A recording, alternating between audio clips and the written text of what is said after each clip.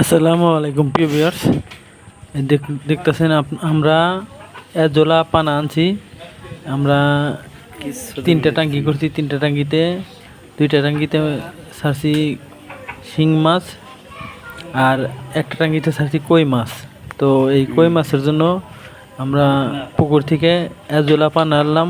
তো কই মাছের এজোলা পানা খাওয়ানোর জন্য তো অনেক সুন্দরভাবে এজোলা পানা খায়। এজোলা পানা খাইলে ফিট কম লাগে, খাদ্য খরচটা একটু কম পড়ে।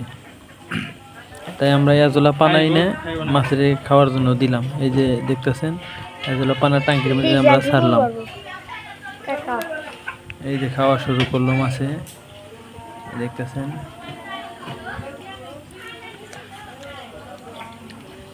ওই যে মাছে খাওয়া শুরু করছে।